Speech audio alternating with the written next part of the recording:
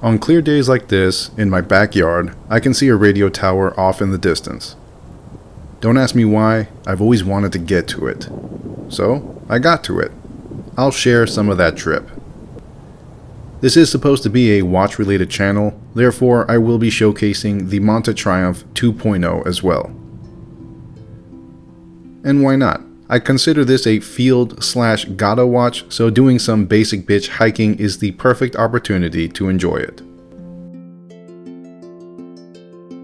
A quick warning, there may be some erratic first-person camera work. I was wearing my Meta glasses and I didn't realize how much I move my face. One might say I have what they call a loose neck. I'll try and minimize the impact with some sexy-ass B-roll, but I won't promise anything.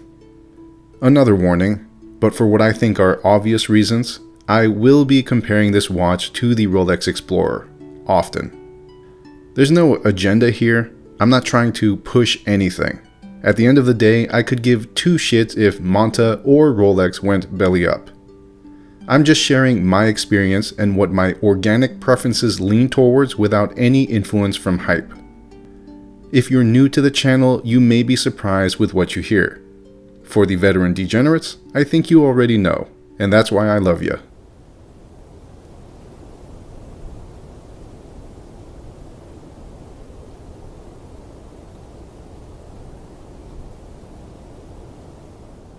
So I'm pretty sure this trail leads up eventually to some fire roads, and then I can merge onto that and then get to the tower.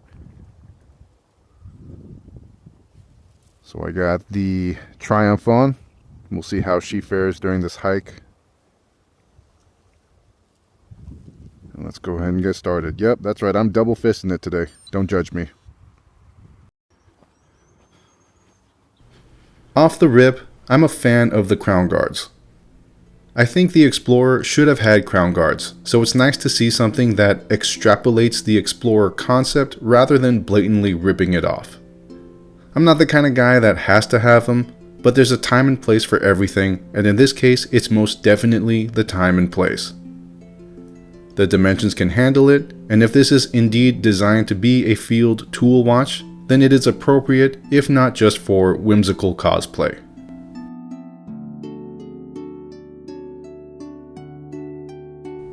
Nothing much to say about the dimensions other than they're awesome. The 10mm case height is the star of the show. I know that a difference of a few millimeters may seem negligible, but a 10mm thin watch is just a beautiful thing to observe in person.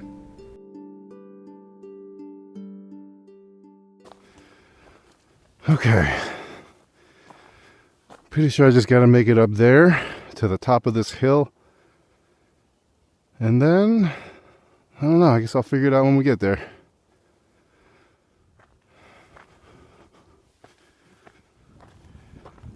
Holy fuck, I didn't think it was going to be this hard to get up here.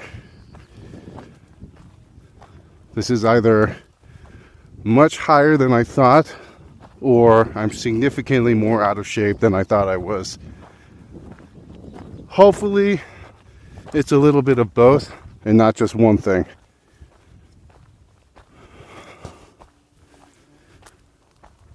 That is a gorgeous view though. This was 100% worth it, if for anything, just the view.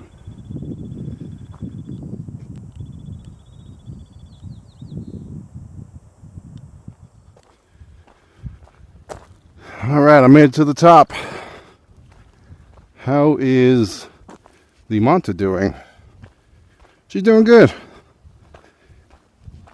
You know, nothing crazy, but it's on these types of things where you'll quickly realize the ergonomics of a watch.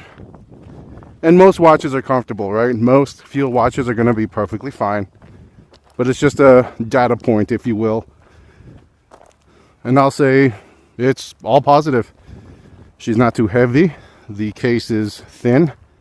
The bracelet is comfortable. The links articulate well.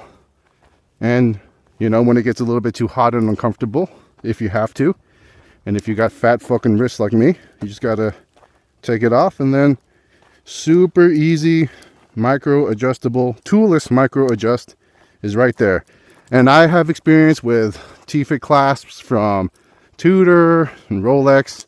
So, you know, I mean, I'm not going to say one is better than the other. They all pretty much do the same thing, and this one also does it very well. I will correct myself here. After owning it longer, I'm saying now that the Monta bracelet is better. One could argue that objectively there's nothing different. I disagree. I'm one of those poor people that can't afford to blindly trust hype. I trust tangible results. And what is real is the Explorer's micro-adjustable system is terrible. It's a shit system. The Triumph's clasp is buttery smooth, user-friendly, and finished in such a way that I don't experience autistic anxiety. The bracelet is also easier to work with tolerances tight enough to be tight, but forgiving enough to allow for easy swap-outs. Rolex tolerances are tight to a fault. It is not an enjoyable experience removing or installing the bracelet. Most people won't care about that, but I do. Call me crazy, but I expect a more well-rounded experience the more I pay. With Rolex, it seems like all I get is a Rolex experience, not necessarily a wristwatch experience. Again, most people won't care about that. Most people aren't going to get into the nitty-gritty of modifications or basic horology, so none of this will matter. As a perpetual tinkerer, these are the things that I notice. So if you know anything about me, you'll know that I prefer brushed satin finished watches. I'm not a fan of the high chrome mirror polished look. So you'd think that I wouldn't like this, but I don't know what it is, man. It's not like an obnoxious mirror polish. It just looks really good. Like my Rolex Explorer, it's too shiny. It almost looks tacky. It doesn't look like a field watch, if you will, but this one, it's like perfect. I'd say the biggest contributor to this are the proportions. Proportionately, the bezel is more prominent on the Explorer. There's more visual surface area, so naturally the shiny mirror polish is gonna take center stage. On the Monta, the bezel is slimmer, acting more like a handrail rather than the entire pathway. So the polished exterior is just a subtle highlight rather than a constant reminder that some salesman somewhere is laughing at you.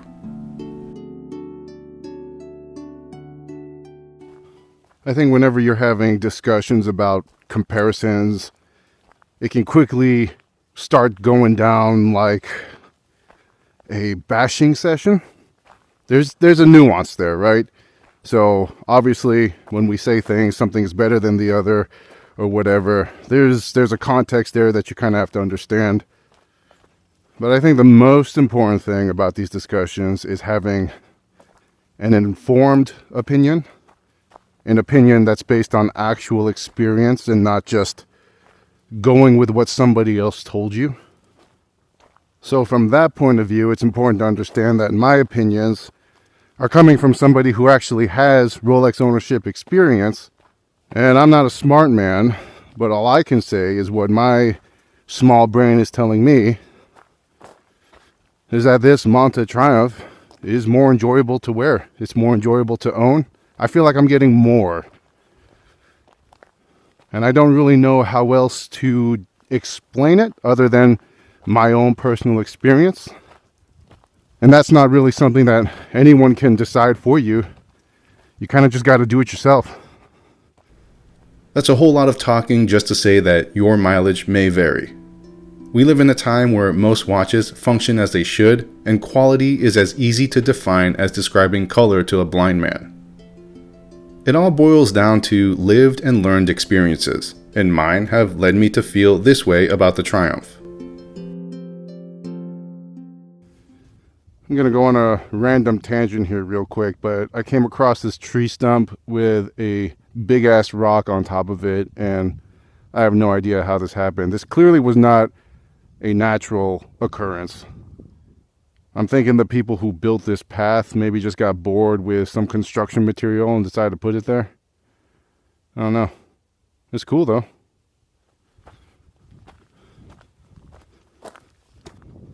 So So it looks like I'm at a maintenance road. I'm hoping this is the road that like technicians use to get up to the cell phone tower. We'll see. I don't know what's up there. So I kind of want to go up there. I'm going to stick with my gut. I'm going to stick with the road.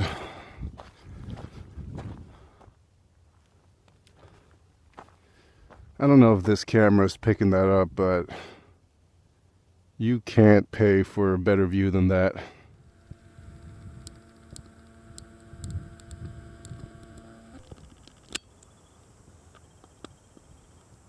So it might be cheesy that I'm out here on a hike to make a watch video, but I don't give a fuck. Like being able to see a view like that, whatever gets me out here to see something like that is worth it. So far, so good. I'm about 2 miles into this hike. So, you know, it's not a crazy hike. But it's not easy either, right? It's been 2 miles straight uphill. I've been in the sun. I'm old and I'm fat. So, you know, if this wasn't a well-made watch, or if the ergonomics were anything other than good, I would have realized it way earlier. So as of now, still very comfortable. Can't complain.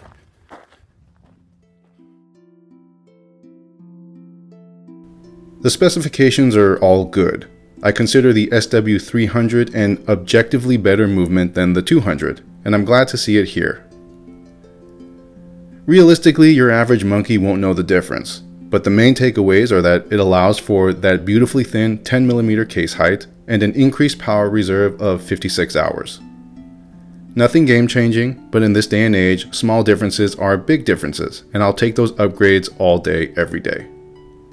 The movement itself is finished well. Again, nothing you haven't seen before, but hey, a hot blonde is a hot blonde. Don't matter to me if they all look the same. The screw-down crown is perfection. Crown action is my litmus test for quality, and the Triumph passes by a significant margin. Usually you get a crown that's easy to turn but feels flimsy, or something more solid but too stiff and rigid. Here you get the best of both worlds, buttery smooth but solid too. Rolex and Tudor are the best at this, but I'm telling you there ain't much difference when comparing them to the Triumph. In my experience, winding the mainspring on Sellita movements can feel somewhat gritty and labored. I don't know if this has changed with the 300 or it's just because of that Monta special sauce. Whatever it is, it's smooth in all the good ways. This is my first experience with Monta, but naturally, if you follow the community, inevitably you're going to hear about it because they do have a very good reputation. And my first impressions, my experience with them so far has been a net positive. There's definitely something, I don't know what it is. I don't know if it's more. There's something special that you get with a micro brand, especially a hungry one. It's just something that mainstream companies, bigger companies don't care about, but they can't compete with that thing. Whether it's community, a sense of connection, I think now is the time for the micro brand. Dudes, I'm telling you, if you've never been on a hike on a hot ass day with some cuties, dog, I'm telling you, you're missing out. Shit hits different on a hike. The dial has its obvious influences from every other field watch in existence. While I'm mostly comparing it to the Explorer, there is a strong Ranger aesthetic too.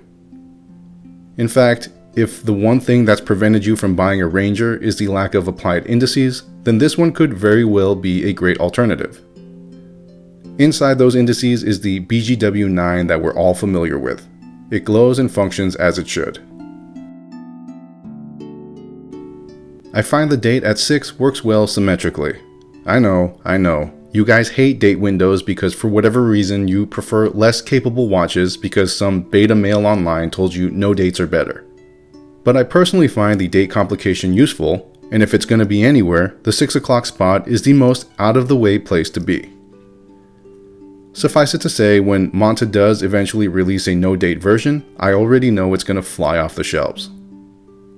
If there's ever a time to buy a Monta, it's when they first release it.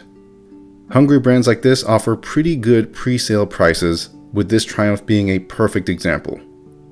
Right now it goes for around $1,900, but I paid $1,600 during the pre-sale. I acknowledge that it's expensive as fuck. This is not an affordable watch by any measure. However, playing devil's advocate, if other Swiss Gunnar brands are charging $3,000 to $4,000 to $5,000 for glamorized SW200 watches, then relatively speaking, $1,600 for a clean as fuck, solid as fuck Monta is the better deal.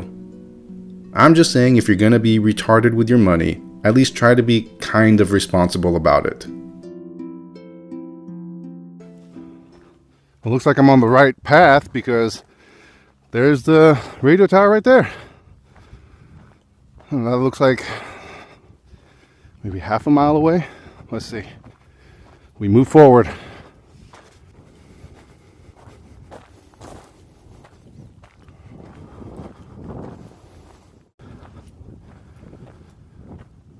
I guess it's too late at this point to ask whether or not I'm even allowed to be up here, is it? Well, we'll find out. You either see this video or you'll see me in the news. You don't really realize just how big these things are until you're coming up close to one.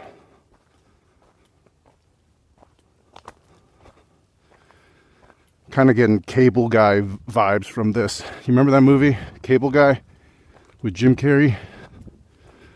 The future is now! The future is now! Soon every American home will integrate their television, phone, and computer. You'll be able to visit the Louvre on one channel or watch female mud wrestling on another. You can do your shopping at home or play Mortal Kombat with a friend in Vietnam. Jesus Murphy, dudes. The cables that hold this structure in place are fucking massive. I'm almost getting like vertigo just looking at it.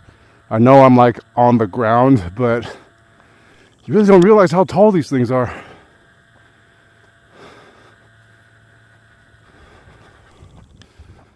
I wonder if I can climb that thing right there.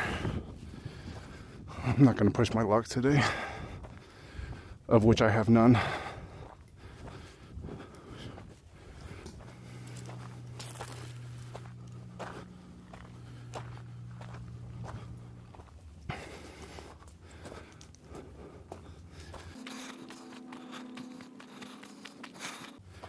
Almost feels like a surreal experience walking up on this. Maybe this isn't that special, I don't know. I've never been to one of these things. It's just cool to finally just climb up a fucking hill and get to it. Oh man, that's cool. And again, that view. God damn, you can't beat that view.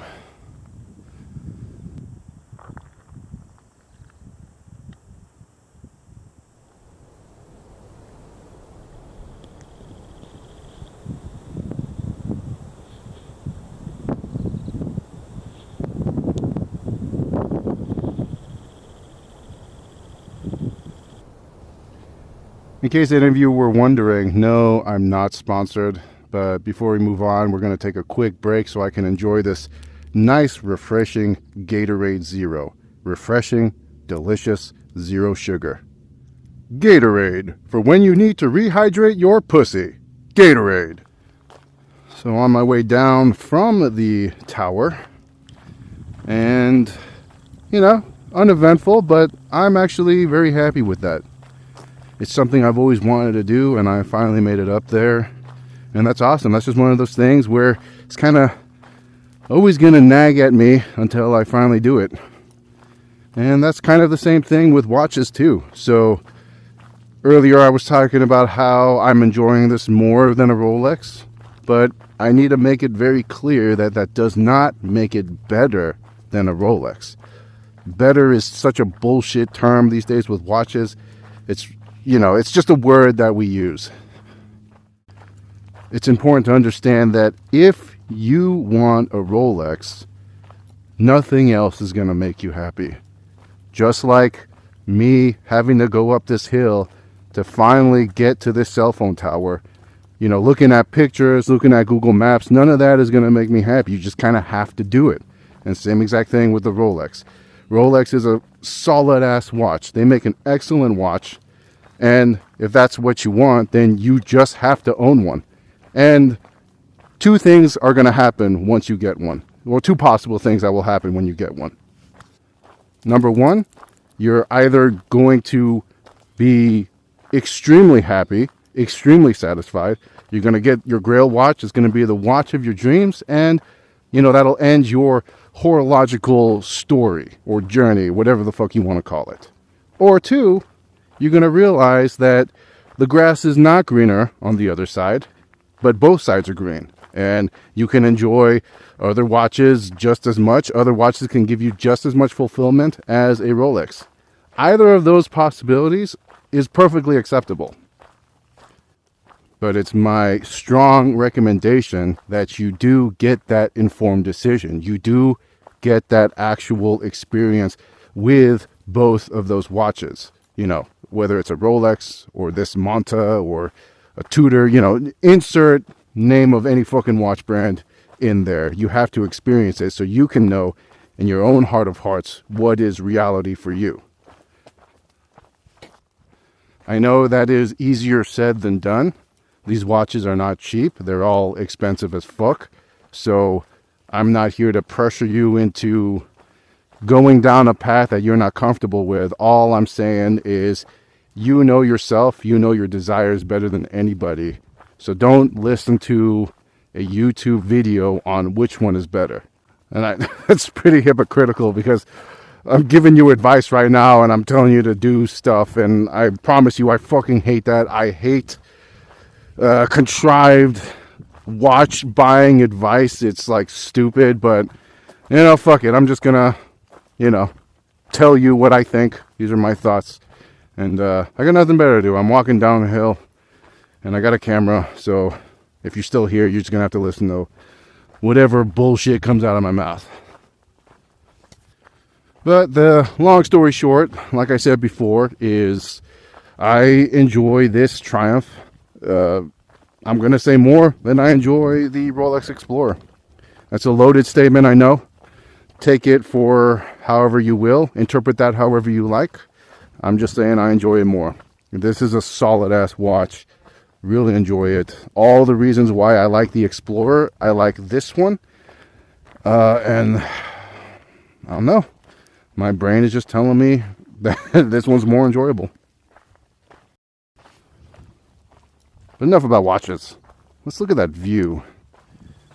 God damn, that view is fucking amazing.